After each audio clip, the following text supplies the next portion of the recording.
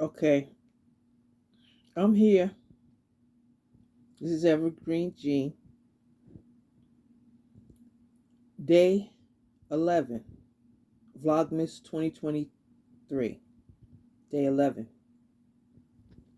First of all, it's the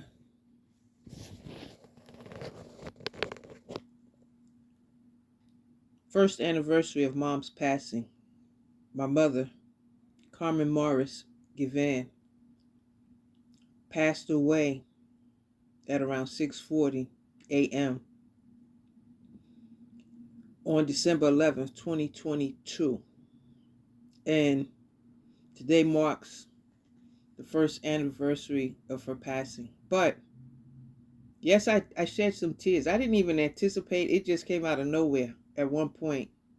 It just the thought and the notion of Mom not being here again rushed in on me and made me very sad because she's such a sweet she was such a sweet person.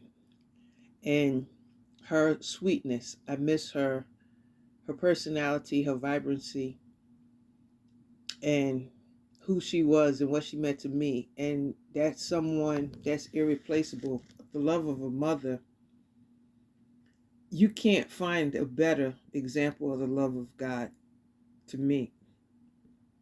Not unless you have a father that loves as intensely as a mom, but it's just something to me about the love that I had, the unconditional love that I had from Mom, the friend that she had become to me, the fun that we had, the laughs that we shared. There's just so many things that I could go on. Her sweetness, her kindness, her hilarity. She was hilarious. She was funny. She was very funny, very comical.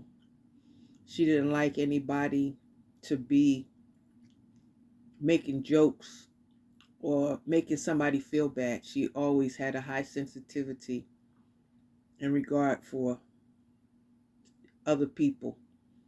And she instilled that, or she attempted to instill that in us. Well, anyway, I'll leave that alone. But I'm a little sniffling, not crying. I had I had some lemon hummus and some lime chips. Let me tell you, okay, this is what I hopped on here for because I wasn't even planning on talking about Mom as much as I did just now. That just came from the heart, off the dome, just straight from the heart. I miss Mom, but that wasn't why I got on. I got on today because I went outside. I had seen in my passings. Usually I'm driving. Since I've been here for the last month or so. I've been in and out of Turo rental cars. And just last week, not even a week yet. Yeah, what's today? Today is the 11th, right? So for the last 5 days since Wednesday, the 5th, the 6th, 1, 2, 3, 4, 5. Yeah, for the last 5 days, I've been without a ride. And it's wild because prior to me coming to Philly, prior to me coming to, I started out in Jersey. I went to, the first day that the house closed on October 30th, I went to a Hilton Hotel. I mentioned this yesterday, but I fast forward. Since then, all that whole time from October 30th until December 6th, I've been I've been rolling. I've been rolling. And I want to keep it up too, because I'm going to get back into some wheels. I'm going to get back on top. I'm walking through the valley of the shadow of death. Woo! That's what I was talking about. That's what I came on here to talk about. People have told me one time I had gone out with Apostle Omar Morton when he took his, Prophetess Makita, Apostle Omar had taken Joan Pierce and her assistant out for dinner one evening.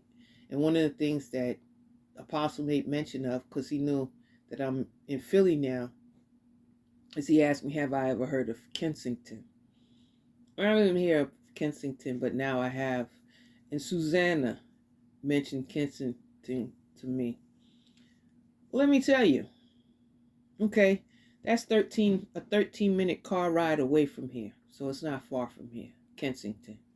It's supposed to be a drug, like in a almost apocalyptic type, zombie walking around type, people on drugs type of situation.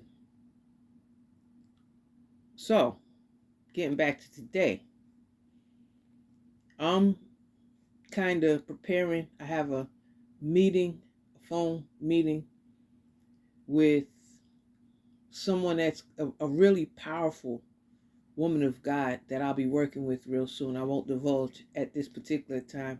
I'll wait till things take further shape.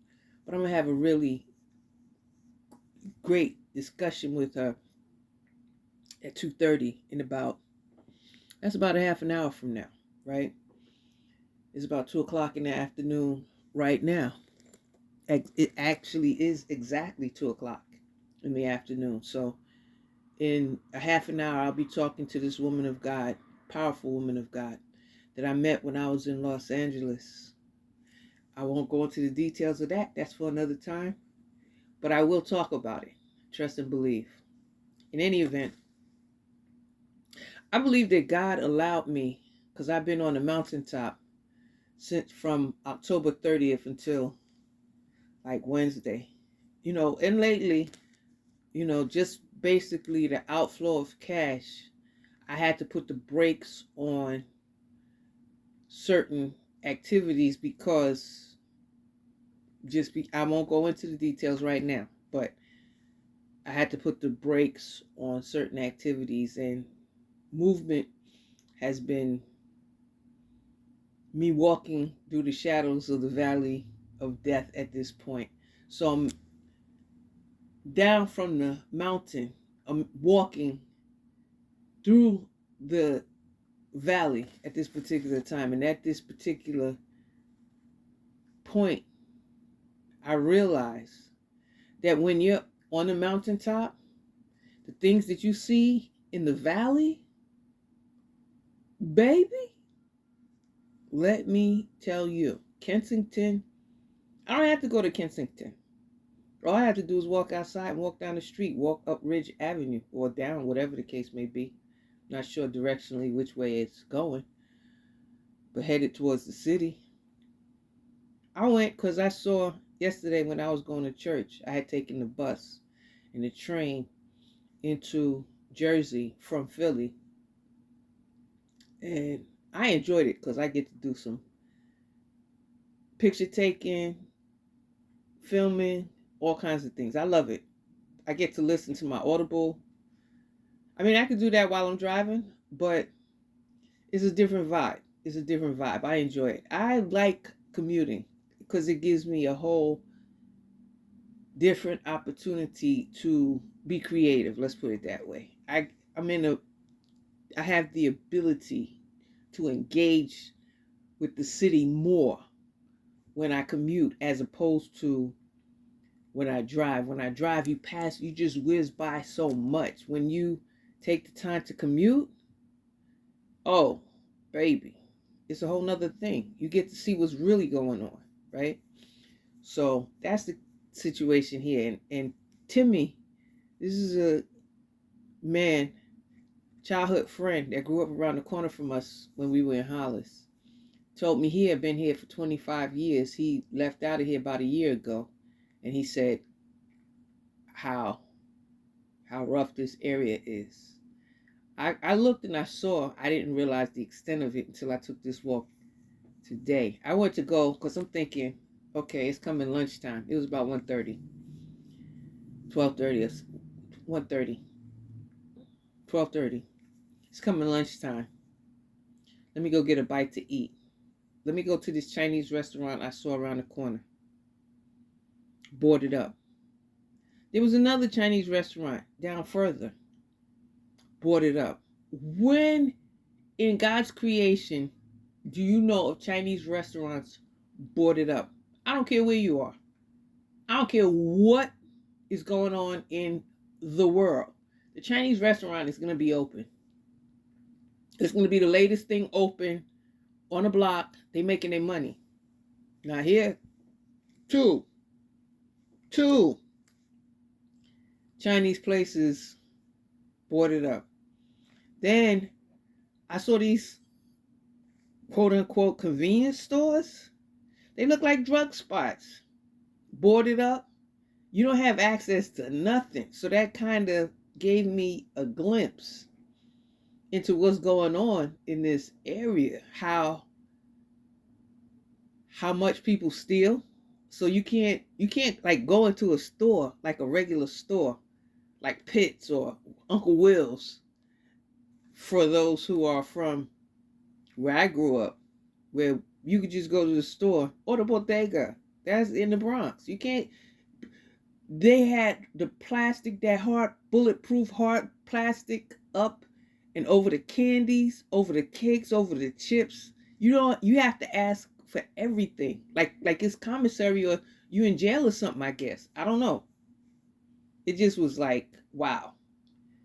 And then I'm walking down the street, and then this lady, and she looked like somebody that might be down at Kensington, along amongst some of the other people that I passed that fit the description. She was selling Lucy's and packs of cigarettes.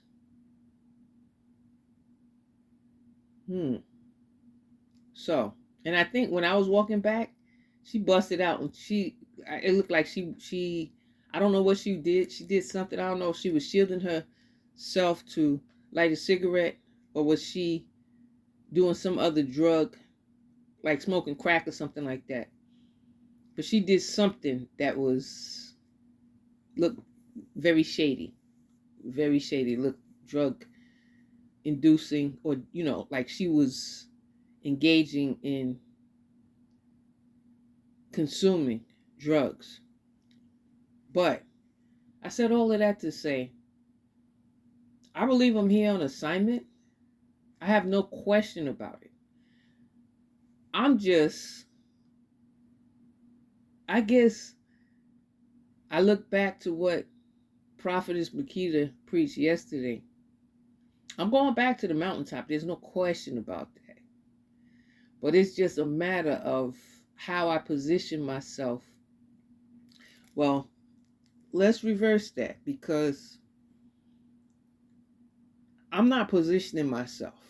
God is repositioning me, as Apostle was saying yesterday. But it's just interesting. My eyes are opening up to what I'm in the midst of. And it's amazing to me, with stealth-like precision, how I landed where I've landed and how I've landed. To God be the glory. This is not the end of the story. It's a very interesting one, but I just wanted to say that Philly is lit.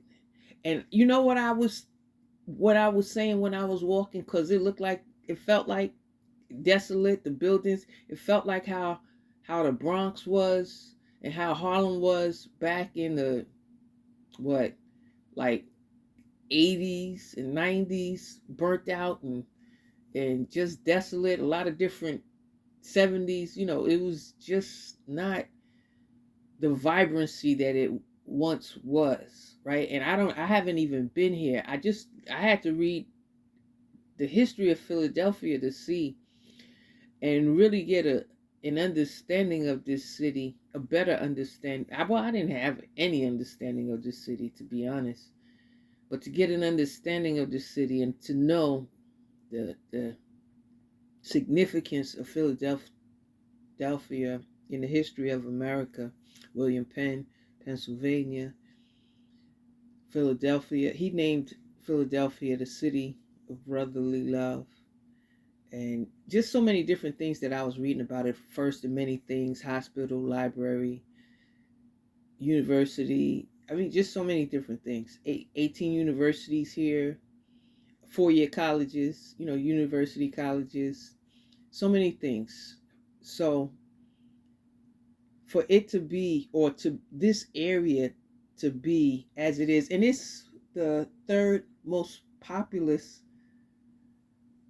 They have the transit in Philly is the third top in the, I guess, in the, well, in the United States, but I'm thinking first Penn Station, second Grand Central Station, then Philly. So this right here, Philly is major. And then Philly is major in entrepreneurialism and commerce and venture capitalism. So there's a lot of money here. And it has a close proximity to New York City. So there's a lot going on of the intermingling between Philadelphia and New York. So, but it seems like to me that God is establishing me here in Philly. I'm definitely going to do the New York thing. That's a given. Period. Point blank, period. But he's opened up my heart to engraft Philly into it. And as I was walking, I found myself asking, like Ezekiel, can these dry bones live? And the word of God says that God's spirit will be poured out on all flesh. So I claim Philly. I claim Philly. I claim those people in the street on Ridge Avenue. I claim Philly. I claim Kensington. I claim Philly. One for Christ, right? I was thinking about rehab. I was thinking about not just rehab, because as I understand it, a person that's rehab was at once habilitated, but you can't be rehabilitated. You can't be rebuilt if you haven't been built. So there's some building, some construction, some people construction that's necessary. And this is the work of the Holy Spirit. But I found myself thinking that many people have passed by and have written this place off. And I guess this is another type of Ezekiel 36 type of situation where God can do something significant with the city and rebuild it. So I'm going to claim Ezekiel 36 for Philly, as I once used to do for the Bronx back in the 80s, the late 80s, 87. And with that, I'll say day